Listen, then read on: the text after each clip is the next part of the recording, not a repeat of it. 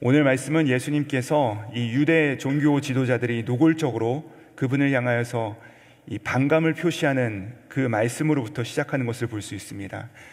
이들은 이미 오래전부터 예수님을 죽이기로 이들의 마음 가운데 확정하였던 자들이라고 성경은 이들의 마음을 밝히 말씀하셨습니다. 그러한 이들에게 예수님께서는 오늘 이 말씀을 하실 때 밝히 드러내지 아니하시고 비유로 돌려서 이들에게 말씀을 전하시는 내용이 등장하고 있습니다. 오늘 우리가 함께 읽은 이 마가복음의 말씀, 특별히 이 12장의 말씀은요, 예수님께서 대중들에게 하신 마지막 비유 설교입니다. 이 마지막 비유 설교를 하실 때 이 비유 설교는 사실 이 성경의 전체 맥락을 두 개의 실 가닥으로 깨어 뚫고 있는 것을 우리가 볼 수 있습니다. 첫 번째 실 가닥은 바로 무엇이냐? 하나님이 우리를 참으로 원하신다라는 것입니다. 그리고 두 번째 실 가닥은 무엇이냐면 하지만 우리는 하나님을 원치 않는다라는 것이죠. 이것이 바로 창세기로부터 계시록까지 꿰뚫는 이 두 가지의 주제인 것입니다. 포도원을 만들고 이 소장님들에게 거두어 주시는 이 주인은 이 세상을 사랑하시고 또 우리를 그토록 원하시는 하나님의 모습을 드러내고 있습니다. 마치 요한복음 3장 16절의 말씀처럼 하나님이 세상을 이처럼 사랑하사 독생자를 주셨으니 누구든지 저를 믿는 자는 멸망치 않고 영생을 얻게 하려 하심이라. 이 하나님께서 창세기부터 계시록에 이르기까지 우리를 이토록 사랑하시고 찾고 원하신다라는 말씀을 우리 가운데 하시는 것이죠. 하지만 반면에 배응망덕하여 주인을 망각한, 또 심지어는 주인의 상속자까지 죽여버리는 이 소장농들, 이 사람들은요, 하나님을 거부하고 또 그 아들까지도 원치 않는 이 세상의 어둠을 의미하는 것입니다. 복잡할 것이 하나도 없습니다. 너무나도 명백한 비유인 것이죠. 이 쉬운 비유를 통하여서 우리는 그동안 까먹고 있었던, 새카맣게 잊어버렸고 있었던 성경 주제를 다시 한번 확인하게 되는 것이요, 먼저는 하나님께서 우리를 그토록 원하신다, 하지만 우리는 하나님을 원치 않는다, 이 불편한 사실인 거죠. 그래서 예수님께서 오늘 그 사실을 이 비유를 통해 우리 가운데 말씀하고 있는 것입니다. 우리 함께 12장 1절부터 2절 말씀을 같이 한번 읽어보도록 하시겠습니다. 함께 있습니다. 시작. 예수께서 비유로 그들에게 말씀하시되 한 사람이 포도원을 만들어 산 울타리로 두르고 줍자는 틀을 만들고 망대를 지어서 농부들에게 새로 주고 타국에 갔더니 때가 이름에 농부들에게 포도원 소출 얼마를 받으려고 한 종을 보내니. 자, 여러분 여기 보시면요, 비유가 일반적이지 않습니다. 이 비유에 등장하는 사람의 모습이 보통의 사람의 모습이 아니라는 것이죠. 자, 보십시오. 한 사람이 포도원을 일굽니다. 그가 땅의 주인인데 포도원을 일구고 일꾼들에게 빌려주고 그것에 대한 대가를 받는 것이에요.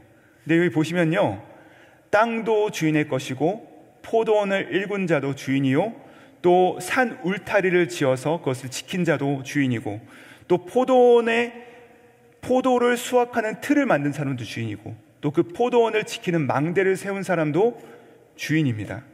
이 모든 것을 다 세운 다음에 일꾼들로 하여금 이 땅의 주인처럼, 마치 그들이 주인이 아닌데 이 땅의 주인처럼 마음껏 일하게 하고, 때가 이르니까 사람을 보내어서 그 소출의 대부분, 약 8대 2 정도로 팔은 내가 갖고 이는 너희가 가져라, 이렇게 말씀하신 것도 아니고, 말씀해 보니까 뭐라고 말씀하시냐면 얼마를, 영어로 보니까 some, 그러니까 조금 받고 나머지는 너희가 다 누려라 라고 하신 분이 바로 이 주인이라는 것입니다. 여러분, 물론 이 비유지만 이 주인의 동기와 그 마음을 우리가 이 말씀을 통해 우리가 드러날 수 있다는 것이죠. 우리가 알 수 있다는 것이요, 이 주인은 과연 어떤 마음으로 이렇게 행한 것일까요? 실은 마가복음에는 나오지 않지만 마태복음에는요, 이 예수님의 예루살렘 입성의 중간을 두고 짝을 이루는 비유가 하나 더 등장합니다. 그것이 바로 무엇이냐? 여러분 잘 아시는 바로 포도원 품꾼에 대한 비유입니다. 오늘은 포도원에 대한 이야기고, 포도원 품꾼에 대한 이야기가 입성 전에 딱 등장해요. 근데 여러분, 포도원 품꾼에 대한 이야기 잘 아실 것입니다. 무슨 이야기죠? 이 포도원의 주인이 아침 일찍 나가서 일꾼들을 초청합니다. 그리고 오전 9시에도 나가고 정오에도 나가고 3시에도 나가고 심지어 1시간 있으면 끝날 5시에도 나가서 일꾼들을 초청해서 그들로 하여금 일 못하는 사람들을 데리고 오는 것이죠. 그리고 그들에게 동일한 풍성한 임금을 그들에게 남겨줍니다. 넉넉하게 채워준다라는 것이 바로 이 포도원 품꾼을 구하는 주인의 마음이라는 것이죠. 자, 보십시오. 이 엉뚱한 주인의 마음, 이 엉뚱한 주인의 이야기, 포도원 주인의 이야기를 보다 보면 우리가 분명한 결론을 하나 내릴 수 있는데, 일꾼들이 포도원을 위해서 일하는 것이 아니라 포도원이 누구를 위해서 존재합니까? 일꾼들을 위해서 존재한다는 것입니다. 그러니까 포도원을 통해서 이 엉뚱한 주인은요, 일꾼들이 먹을 수 있도록, 그들로 하여금 누릴 수 있도록 일자리를 마련해 준 것입니다. 이것이 바로 포도원 주인의 마음이라는 것이죠. 포도원 주인의 마음이 바로 이것이라는 것입니다. 항상 일꾼들을 위하시고 한없는 그 하나님의 은혜로 그 풍성한 포도원에 초청하기를 원하시는 것이죠. 즉, 내가 너희를 원한다. 내가 너희와 함께 있고 싶다. 나의 이 풍성한 식탁으로 와라라고, 그리고 이 소출을 누리자라고 하는 것이 하나님께서 우리를 노예로 부른 것이 아니라 그분의 사랑의 대상으로 우리를 초청하셨다라는 것이 그분의 말씀인 것입니다. 이것이 비유에 담긴 아주 중요한 메시지예요. 우리가 사랑하는 담임 목사님을 통하여서 매주 듣는 그 말씀, 비유 설교처럼 하나님은요, 그 잃어버린 여인, 폐물을 잃어버린 여인이 그 폐물을 열심히 찾듯이 그분께서는 우리를 열심히 찾고 계시고, 하나님은 아들을 잃어버린 그 아버지가 문을 활짝 열어놓고 둘째 아들을 기다리는 그 심정으로 우리를 초대하시고 기다리신다. 이것이 바로 하나님 아버지의 마음이라는 것입니다. 그분은 늘 우리를 원하시고 포도원을 지어서 선물해 주시는 것이죠. 늘 고집스럽게, 끊임없이, 끈질기게 우리의 회복을 추구하시는 것, 그것이 바로 창세기로부터 흐르는 그분의 메시지라는 것입니다. 그런데 여러분, 성경 전체에 흐르는 두 번째 가닥 무엇입니까? 우리는 하나님을 원치 않는다라는 것입니다. 도리어 내가 하나님이 되려고 반역을 꿈꾸는 자들이 우리라는 것이죠. 그래야 해서 인류는 연속적으로 하나님에 대해서 반역하고 그분을 거부하고 그분의 영광을 탈취하고자 하면서 심지어는 신은 죽었다라고 선포하는 것이 바로 우리의 모습이라는 것입니다. 이것이 바로 오늘 비유에 담긴 두 번째 진실이죠. 우리는 하나님을 원치 않는다. 이게 바로 3절부터 5절까지 나오는데요, 이 비유에서 주인이 포도원으로 누굴 보내죠? 종들을 끊임없이 보냅니다. 그리고 이 종들은 구약의 선지자들을 의미하는 것이죠. 하나님의 사람들입니다. 그런데 소작인들이 이 하나님의 사람들을 어떻게 대합니까? 선지자들을 박해하고 이들을 대적하고 이들을 죽였던 자들은 이방인이 아니라 하나님의 백성을 자처했던 이스라엘 백성들이었습니다. 그래서 유대 종교 지도자들도 단번에 이 예수님께서 누구를 향하여서 이 말씀을 하신 건지 깨닫고 찔렸어요. 그래서 12절에 보시면 뭐라 하냐면 이렇게 말씀하십니다. 그들이 예수가 이 비유가 자기들을 가르쳐 하신 말씀인 줄 알고 잡고자 하되 무리를 두려워 예수를 두고 떠나니라. 이 종교 지도자들도 이 비유에서 하신 대상이 바로 자기들인 줄 알고 예수님에 대해서 잡고자 했다는 것입니다. 비유 안에서 주인은 계속해서 종들을 보내는데 첫 번째 종은 빈손으로 돌아오고, 두 번째 종은 맞아서 돌아오고, 세 번째 종은 죽였더라. 그러면 여러분, 마지막으로 남은 방법은 무엇이죠? 마지막으로 남은 방법은 다른 방법이 없습니다. 주인이 직접 오는 것입니다. 군대를 이끌고 그곳을 진멸하기 위해서 주인이 찾아오는 것이죠. 근데 여러분, 만약에 주인이 오게 되면 회복은 불가능합니다. 회개는 끝난 것입니다. 바로 심판의 날이라는 것이죠. 그래서 어떻게 하십니까? 우리를 원하시는 주인은 늦추십니다. 한 번 더 기회를 주십니다. 이 포도원 품꾼들이 종들을 계속해서 죽인다면 주인이 직접 죽이러 와도 되는데, 그런데 이 주인은 한 번 더 기회를 주신다는 것이죠. 그래서 자신과 동일한 권위와 자신과 동일한 주권을 가지고 있으나 자신은 아닌 장자, 이 상속자를 대신해서 보내기로 결정하는 것이죠. 그러면서 뭐라고 하십니까? 내 아들은 그들이 존중하리라 하면서 보내십니다. 여러분, 이 아들이 누구시죠? 예수님이신 것이죠. 그런데 이 사람들, 이 상속자, 여러분 정말로 마지막 찬스 아니겠습니까? 마지막 기회. 그런데 이 상속자를 이들이 어떻게 합니까? 우리 7절과 8절 말씀 같이 한번 읽어보도록 하시겠습니다. 시작. 그 농부들이 서로 말하되 이는 상속자니 자 죽이자, 그리하면 이 유산이 우리 것이 되리라 하고 이에 잡아 죽여 포도원 밖에 내 던졌느니라. 우리가 이미 아시듯이 이 슬픈 비유는요 그대로 이루어지지 않습니까? 예수님께서는 성문 밖으로 던져주셔서 십자가에 던져주시고 예수님은 때림을 받으시고 죽임을 당하신 것이죠. 이 소작농들은 왜 상속자를 죽였습니까? 아까 말씀드렸던 두 번째 주제, 하나님은 우리를 원하지만 우리는 하나님을 원치 않는다, 이것이죠. 그분의 사랑에 대한 무지인 것입니다. 여러분, 우리 안에는요 이 무지가 있다는 것이에요. 하나님의 사랑에 대해서 잘 모릅니다.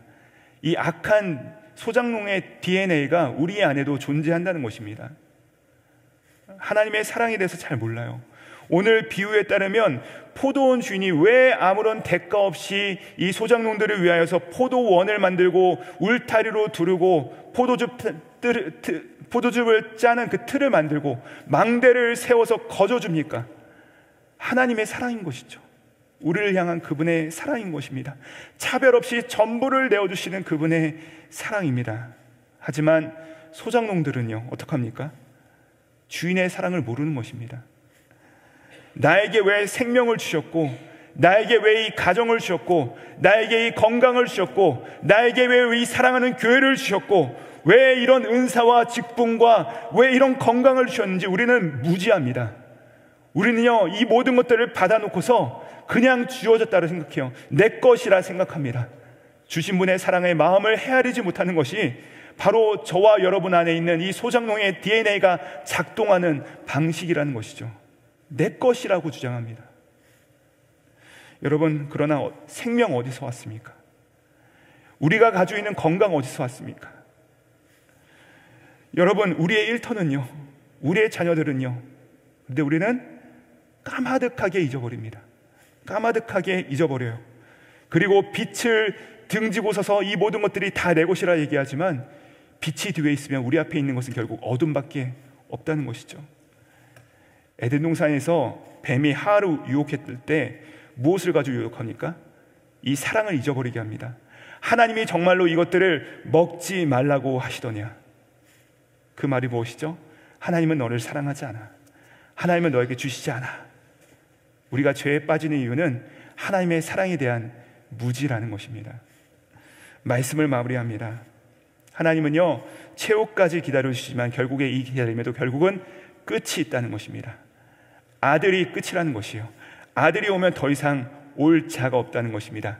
그렇기 때문에 이 심판을 멸하기 위해서 구원을 얻기 위하여 우리 가운데 주신 마지막 답은 예수 그리스도이십니다. 그러므로 여러분, 우리는 이 소작농의 후손으로서 자꾸만 무엇을 쫓냐면 예수님 외에 다른 답을 구해요. 예수님 외에 다른 것을 추구합니다. 그러나 예수님만이 우리 가운데 답이 되신다는 것입니다. 그러므로 이 아침에 우리가 함께 기도하실 때, 주님, 내게 좀 다른 것을 주십시오. 주님, 제가 목마릅니다. 제가 공고합니다. 다른 은혜를 허락하여 주십시오. 다른 은사를 좀 부어주십시오. 새로운 역사를 내게 좀 허락해 주십시오라고 기도하기 전에, 주님, 내가 예수님께 복종하기 원합니다. 내가 예수님을 더 바라보기 원합니다. 내가 그분을 더 사랑하기 원합니다. 예수 그리스도를 더 온전히 바라보게 해 주십시오 라는 기도 제목으로 그분을 바라보며 나아갈 때 우리 가운데 다시 한번 이 살 길이 열릴 줄 믿습니다. 이 아침 우리의 마지막 소망 되시는 그 예수 그리스도를 바라보시고 승리하시는 저와 여러분 되시기를 우리 구주 예수님의 이름으로 축복드립니다. 함께 기도하시겠습니다. 주님, 우리 안에 있는 이 소작농의 DNA가 있어서 당신의 사랑에 무지하고 거절하고 내가 자꾸만 주인 되려 합니다. 그러나 끝까지 참으시고 유보하시고 기다리시는 그 아버지의 사랑 깨닫게 하시고 날마다 새로운 마음으로 예수를 바라보고 영접함으로 구원의 은혜를 맛보고 천국의 영광을 상속하게 하여 주시옵소서. 감사드리오며 우리에게 아들로 찾아오신 우리 구주 예수 그리스도의 이름 받들어 기도드립니다. 아멘.